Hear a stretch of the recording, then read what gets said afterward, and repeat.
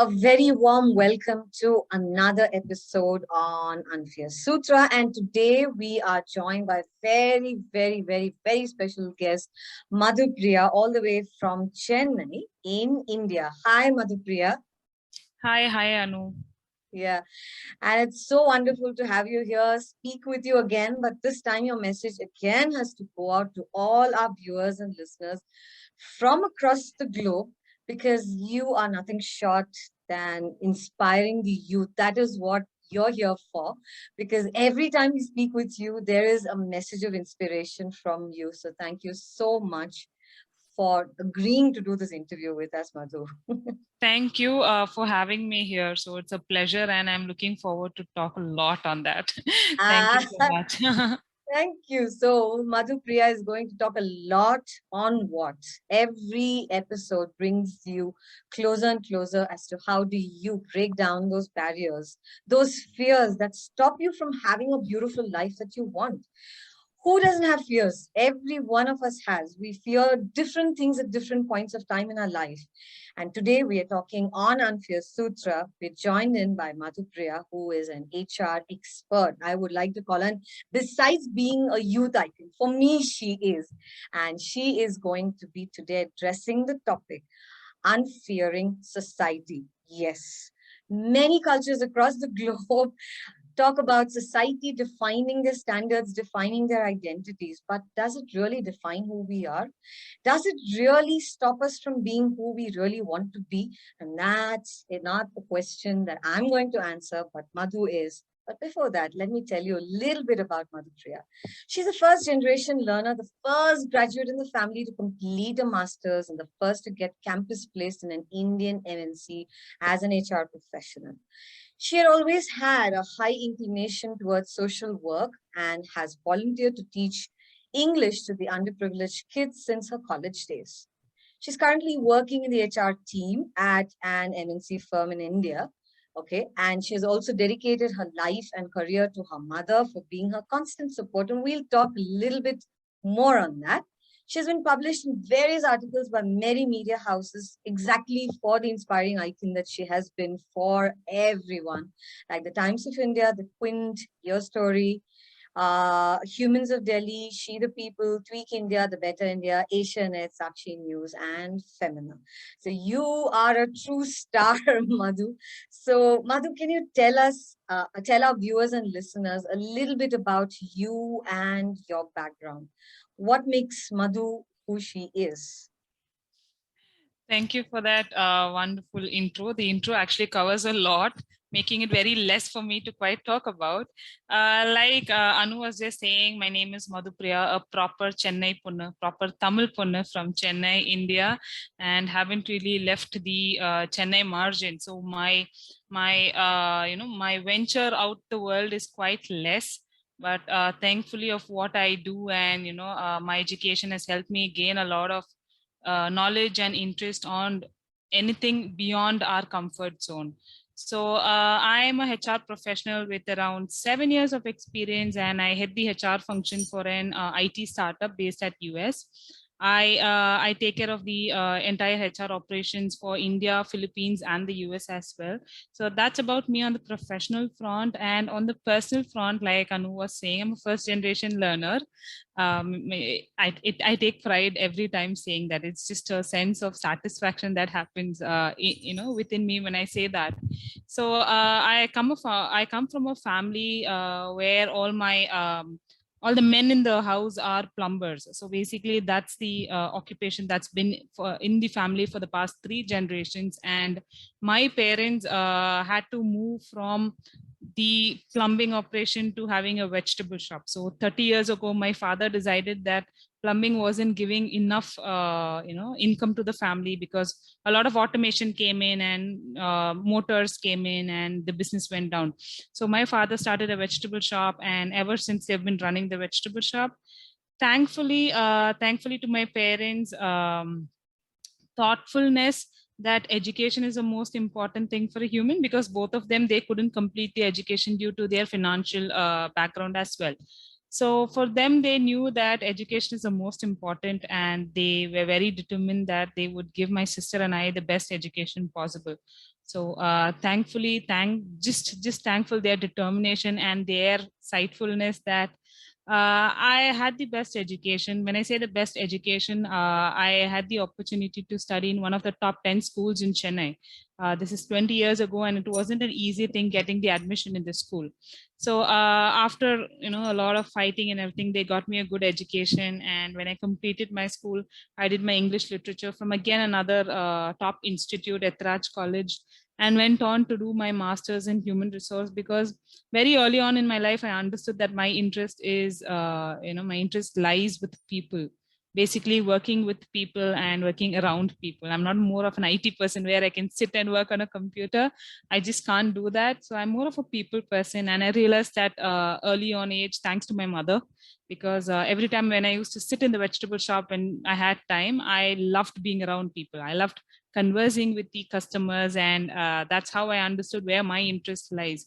So all thanks to my parents. Again, I just keep telling this, for the best education, for telling me showing me what my interest is, and giving me a fruitful future, I would say. All thanks to them, today I am here. I'm working in a corporate successfully, and I'm still the first woman in the family to work in a corporate. I haven't got my cousins yet. I'm trying to give the best to them as well, push them into a corporate. As and when I say push, not just a corporate, basically to make them financially independent. So I'm still waiting for someone in my family to join me. That's a little about me.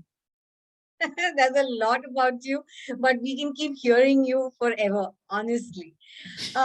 It's nice, why this topic is going to throw that insight to people is, especially like I said, right? Culturally, every country is different. Every region is different, for that matter, right? In India, we, right from a very young age, we're taught what it is to be ashamed of some things. We've got to be proud of some things. We are basically told what to do. It's dinned in our heads and things like that.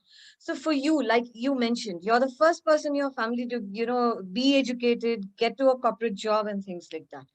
Coming from a background where you knew, and you can even see it now, Madhu Priya, in schools, I hear children talking, saying, hey, where does your father work? Where does your mother work? Right? Exactly. And people are used to listening to, oh, my father's a software engineer, my mother's a doctor, she's a teacher, she's a, or she's a businesswoman. Everything is very, children are taught to make it very glossy, right? And that pushes their identity up. So how was it for you while growing up when you had to mention that? And why I'm bringing this is, I don't know how many people or the youth, okay, are facing similar challenges that you might have faced, right? So this is why we're talking about unfearing society. Society can really push it down your neck, saying, this is not good, this is not cool. So have you ever been judged? Have you had this fear of what will the society say if I spoke my truth? So I think this is something that I never thought about in my mid school or my junior school, because I never really understood the class difference. We're all kids by the end of the day, right? We go to school, have fun, get back home, tell the stories to our parents, and that's how it is. Only after a certain point of time, when you get into high school and things, you start to reason with things. That's when the class difference comes. So like I told you, I studied in a very good convent school, and the students there are usually daughters of big shots, basically businessmen, politicians, actors, or athletes, any famous people you name them, and their daughters were in that school. So that kind of a school, where here it wouldn't be more of an introduction, because we're all in the same batch, and it's not about I am coming from this background. But after every summer vacation, that's when the difference shows up, because the first few days of the school is, it's about what did you do in your summer vacation. So somebody's be like, I went on a cruise ship, I went on a vacation to this place, I went on a vacation to this place. It's exactly showing your richness. And that's the divide that comes at a very young age, when students start to see through. They start to see through what kind of society they come from, what kind of society others belong to. For example, for me, it was an eye-opener, as in that's when I understood that I don't come from the same society as they come in. Right? For me, it is more like the stories that they spoke about, or the places that they visited all those were only names I've heard or what I studied in my geography class, my history class, nothing that I had experienced or witnessed. So that's when I understood the social distance between my friends and myself, and that we come from two different societies completely. About talking about the truth, when my turn comes, or at least another 5 people yet for me to have a chance, that's when I get that palpitation. So I'll be like, what do I tell them? Because basically I didn't do anything in a summer vacation. All I did was I used to help my parents in the vegetable shop, or I used to go to some drawing class or some little classes my parents used to put me, just so that I'm occupied at least 2 to 3 hours per day. So what exactly would I tell them? And what would people think of me when I tell them I sat in the vegetable shop and helped my parents, instead of saying I went to London, I went to UK for a trip? So it was a fearful event, I would say, because every summer vacation is something that people look for. And that's something that I dreaded. So what happens when we tell the truth? What happens when the society finds out that we don't belong there is something that I think it's going to be there in most of us. It's about how we deal it. And for me, it was like simply accepting the fact that, I am who I am and where I come from. So that helped me. And for the first few years, when I started to first understand the social difference, it was a bit difficult. And then later on, when I understood, I'm like, why am I worried about where I come from? That's nothing that I could do about it, right? I'm just thankful for my parents. I'm thankful for the education I am. Thankfully to them, I am studying in a good convent. I'm getting to hear good stories as well. So the moment we think about what happens when we tell the truth, I think that's the moment we'll have to realize that, whatever happens, I just don't care, or it's beyond my control. So for me, that kind of helped. Oh, wow. So it's about acceptance. That's what I heard you saying, right? I mean, we can sit and think about, oh, why didn't this happen to me? And I particularly like the word that you use, the social distance. It's never there in children. It's never there. I somehow I feel society makes it a point to push those two words onto us, and then we start realizing, oh my God, there's really a difference between me and somebody else, right? But I liked it that you chose, and again, this is a choice that we all make in our lives. You chose to look at what you have rather than what you didn't, because Yes, then it's about, oh my God, I don't have this, I don't have that. And then the social divide or the social difference starts to grow even more. So, and that would have robbed you possibly of the experiences you would have had with your friends, right? Right. true. So, if if you were to pick out, any memory that you had with, where it was uncomfortable for you, it could have been in the mind. Maybe you thought about it. Oh, maybe I'm not good enough, or maybe I wish my life was different, or did you have any memory which was unpleasant, and what did you do to overcome that unpleasant feeling, or how did you actually think of resolving it, Madhu? I've had a lot of unpleasant situations, unfortunately, but it's only what we learn out of it. So the most unfortunate, or the most event that hurt me is, one of the situation in school. So this is something that I've spoken about a lot as well, because that still stands as the top one most hurtful situation for me. So I think it was in my ninth grade or the 10th grade. I'm not really sure about. So in our school, they took us, every year they take us for picnic. And one particular year, they decided to take all the kids to a farmhouse. And that farmhouse was one of my own classmates' farmhouse. So when the school said we are all going to go to a farmhouse for for picnic this year, I didn't know what it was, because I'm like, what is a farmhouse, right? I only understand the house. What does a farmhouse mean? So I was looking forward to that for quite some time. I wanted to know what it is, how it looks like. And when they say it's a friend's farmhouse, right? It's like, what do my friend do there? Or basically a lot of questions around that whole trip, and something I was looking forward to a lot. And then when the day arrived, we all went there, arrived in a bus and got into it. And it turned out to be a huge bungalow type with a lot of landscape and a swimming pool and everything. So I was like, okay, this is a farmhouse, but what is a concept of farmhouse? That's when I understood that it is a place for all the rich people to actually have, when they can just go chill out and come. And I was like, oh wow, there you have a place apart from the place where you live, right? It's like it's a spare place, and that place turned out to be so huge that it shook me for a second to understand that if the farmhouse is so huge, how will their house look like, because that's the first time I'm looking at something so huge. I'm looking at 2 to 3 security guards. I'm seeing a lot of people working there. I see a swimming pool, and for me, until then, swimming pool were usually the public, the pools that I have known about. Someone to have a swimming pool inside their house, and that to the spare one, not even their own house, right? It kind of hit a lot. The entire trip, as in the entire day, there were a lot of questions running in my mind. I didn't understand a lot. There was a lot of questioning about where do I come from? Do I fit in here? Why am I here? Why was I put in this school to experience such a scenario? And the moment it hit me a lot was when we visited, or not visited, I would say, when I saw the watchman's room, the security guard's room. It turned out the security guard's room was quite bigger than my actual house, the rented house that I was living in. So that is a moment I was completely broken. That day I was like, wow, just the room of the security guy is bigger than the house that I live in. A house where we were a joint family, around 10 to 12 people were there in that house. It's a very cramped house. So it took a lot of time to actually, get that feel out of my heart, because I think the whole trip made a everlasting, it till does till date. So it made a very everlasting impression, and it took a lot of time for me to come out of it.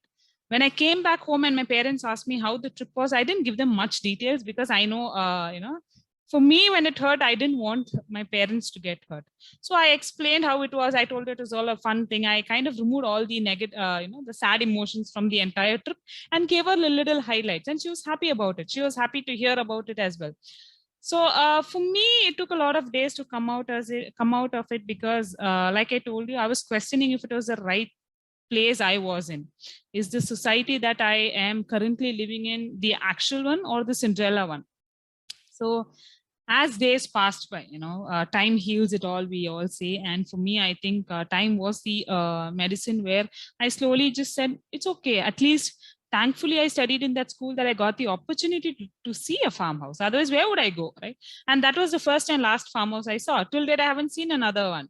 So thankfully, because I had that opportunity, I, again, like you said, I only looked at the good part of it. Let's skip to the good part, that kind of thing, saying, okay, I got an experience to go witness a farmhouse. I got to see what a life it is. And I turned that emotions into, again, a thankful one, saying, just thank you for giving me that experience. So it's a change of emotion that helped me. Oh, that is so sweet. Yeah, I can even see. How old were you when this happened? I think I should have been around 11, 12 years. No, I think 14, yes. Very impressionable, right? At that age, we are all out there, and it's more about the external than it is about oneself, right? So that must have been quite an impact. But for you being at that age and that young age to be able to take a different meaning out of it, I think you're really blessed with the good virtues and good values. So tell us, how is your relationship with your parents? I mean, I'm sure you've spoken about this many times, but our listeners and viewers would love to know. And we joined with Madhu Priya. She calls herself a Chennai Ponnu. And for those who want to know what's Ponnu, it's Chennai Girl.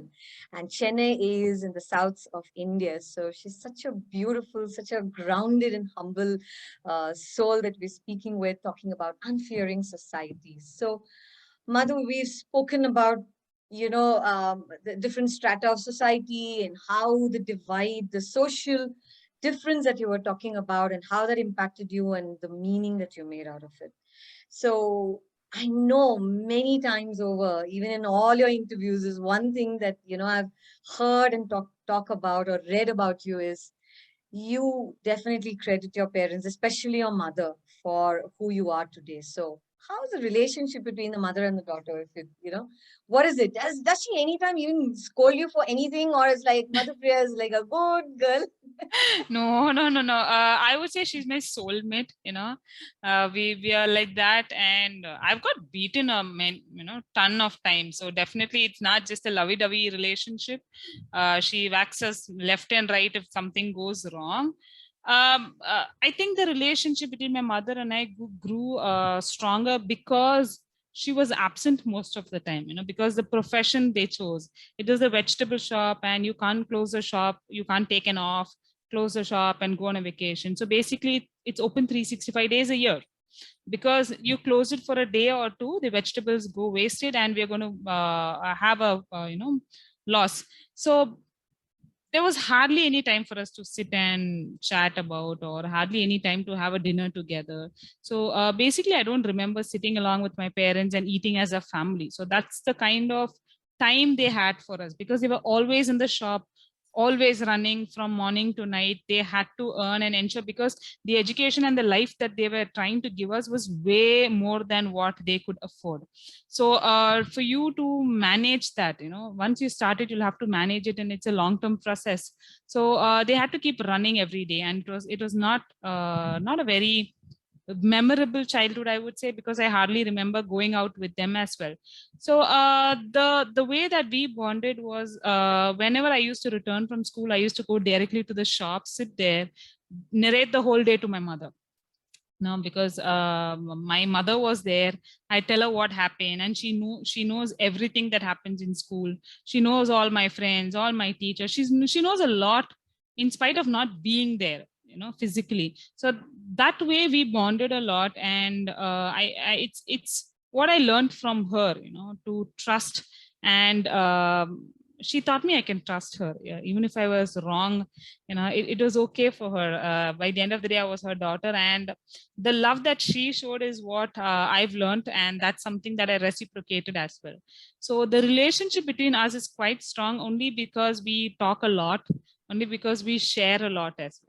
But my father is totally different. Father is usually that father figure, that scary figure that the women, the Desi women use to scare their children as well.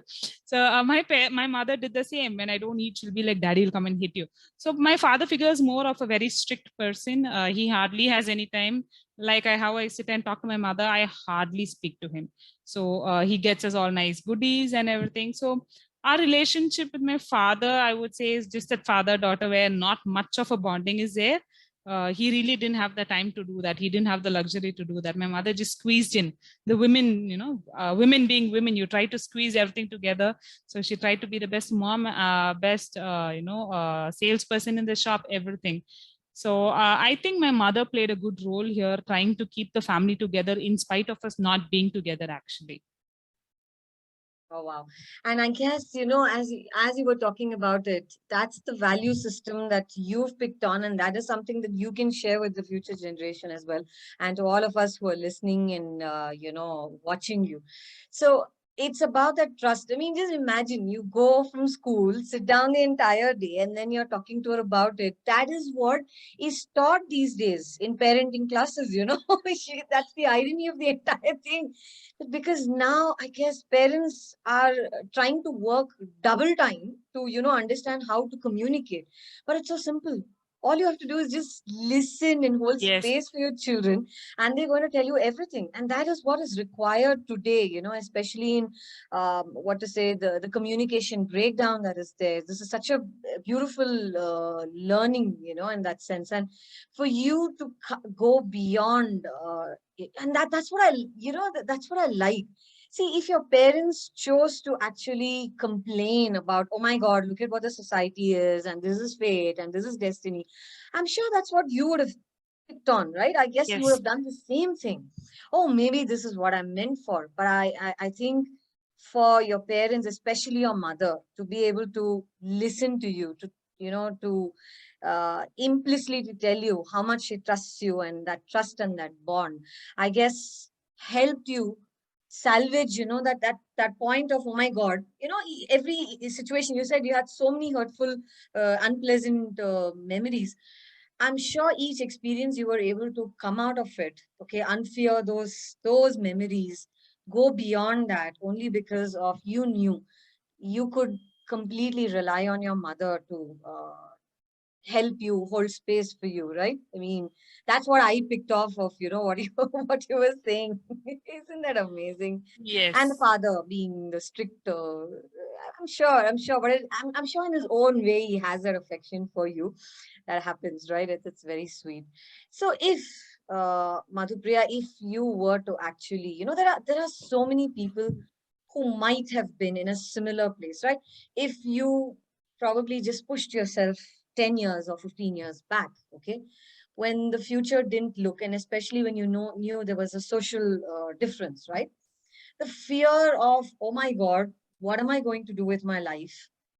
And instead of complaining and cursing your system, okay, where you were born into, the family that you were born into, you chose to look at the positives and be grateful for it.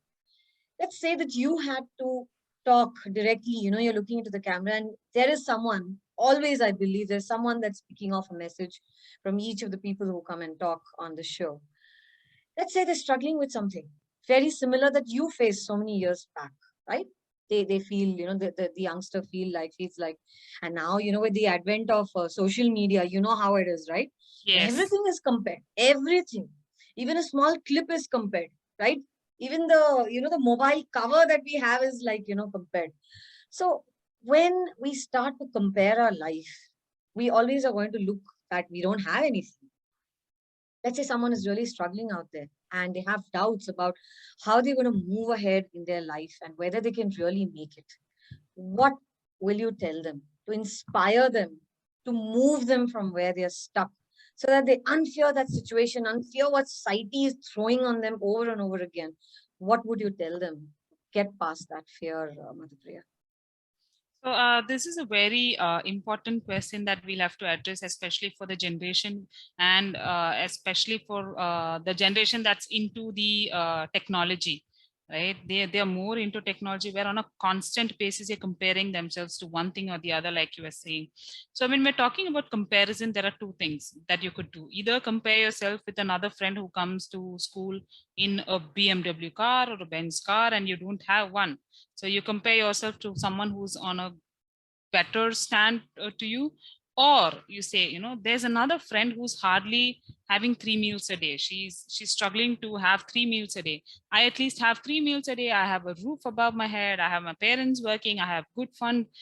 So there's two things that you could do. So what you do is what we choose. You're going to compare yourself with the person who's above you or someone who's in a little unfortunate situation than you. So I think there is this line from Game of Thrones that I just love. It's from Tyrion Lannister, the dwarf. He's a dwarf, and he said, "Wear your flaws as a crown, so that nobody can use it against you to hurt you." Right. So it simply means accept who you are, and the moment you accept who you are, nobody can use it against you to hurt you, right? So for me it was the same thing in school, when instead of cribbing about me coming from a vegetable shop, instead of coming from a middle class family, instead of cribbing about it, I was like, so what, I come from a middle class family, but see where I am today. you know just look at where I am. That's I'm not letting that hold me down. So I think to unfear is first acceptance, because if acceptance doesn't come from you, it will not come from the society. That's the first thing. Always looking for acceptance from someone, that is a secondary thing you'll have to do.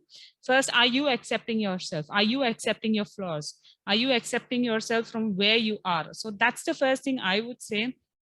And the second thing is to not self reject, because I'm talking more about the self, because that's the part where you have most control of, not the part about society where we hardly have any control. So to work on ourselves is what I would say. The first one was acceptance, and the second one is to not self reject. And by that I mean, having that constant fear and constant question about if I do this, will the society accept me? For example, let's say if I go take up this interview, will I be able to score well? I don't have the expertise, or I don't have the requirement or anything. Basically, you could be eligible for the interview, but questioning that, will I be able to crack the interview? And then somebody's like, no, I might not. So let me not attend the interview, right? So now you've already self-rejected yourself, fearing what or how the interview would go. So let's not self-reject is what I would say. Just give it a try, because it hardly hurts to give a try. Let them reject you if you are not eligible, or if you are really poor. But I think the rejection should never be from within. That's something that I can just not accept, because it's okay. If you're going to fail, you fail. That's all. At least you tried. But self-rejection is the most hurtful thing that could happen. And that's the one thing that will always turn out to be regret and guilt. So to unfear and ensure that we unfear from the society as well, these two are the most important mantras for me. And that's something that I always suggest to the next generation as well. How inspiring can you be? I liked what you mentioned, because society is something that we take so too seriously, right? Yes. It's like what they say goes. How they tell you is something that we want to take. And we somewhere, without our knowledge, over a period of time, start living up to standards that are not even us. We are not ourselves anymore. So I liked the first thing that you said is accept oneself, accept, the way I am. This is who I am. This is my unique stamp on me. And second, I liked it, stop the self-reject. We are very quick. Have you noticed, Madhu Priya, sometimes we, there are people who will give big lectures on, never judge another. But the first person we'll judge is ourselves. The first person, quickly in the morning, the first thing we do is, oh my God, I don't think I look good. Yeah, even that is judgment, right? Yes. The first thing that we do is that we start our day by judging ourselves. So when we are going to lie to ourselves, when we are going to reject ourselves, cannot accept ourselves for who we are, how can we move past that fear? How can we start to become more authentic? That's so inspiring, as a very beautiful closing message. But if you have something that you wanted to personally, I don't want to box you into questions, but there's a message that you truly want to just give out to just anybody, what would that be and why? Be who you are. That's as simple as the message could be who you are, because as long as you are who you are, there's nothing that you really have to put effort into. If you're going to fake being someone, there's a lot of effort that calls for, and it's a lot of difficulty also. So to just be who you are is a natural thing that will happen, and that will take us places, because being fake one point of the other, it's going to break down everything that you worked for. So be who you are, and it will take you a lot of places, and it'll get the right people to you. Yay, that's awesome. And here we have Madhu Priya on this episode of Unfearing Society, living up to society standards. So what I picked off of you, Madhu Priya, is be who you are. That is what you said, because it takes absolutely no effort to be ourselves, right? It's the easiest thing that we can do. And if we were to compare, just look at animals. They're in their most natural state. That's the natural state. And then we start to flow. And where are the fears? Then there's nothing. So Madhu Priya, is as always, it's such a pleasure having you, and so inspiring. It's so punchy, you just have the knack of summing up everything in the most palatable way. That's one. The most inspiring way, because even though it's palatable, it's got to be doable for people also, right? So it's so practical. And it's something like, the spiritual masters of the world would advocate, but to hear from somebody who's been there, done that, lived through those experiences, and who continues to live, in that state of gratitude and humility, you never cease to amaze me. And I'm sure everyone who's hearing, we are absolutely delighted to thank you. Thank you so much, Madhu Priya, for joining us and teaching us, guiding us so gently into being who we are and unfearing society. Thank you so Thank you. much. Thank you. Thank you so much. Such a pleasure being here. And thank you for everybody who was very patiently listening to me. Thank you. It's such an honor. Thank you so much. Thank you. Thank you so much. And be blessed with the wonderful work that you are doing and continue to do. So thank you. Bye-bye. Thank you. Bye-bye. Bye, everybody. And stay tuned for more episodes as you keep watching this and rolling into another one, and go through our other episodes on Anfiya Sutra on YouTube and on Spotify for wonderful souls who just wait to share their inspiring stories and messages to you. Here's bye. Love you all. Admit into your greatness.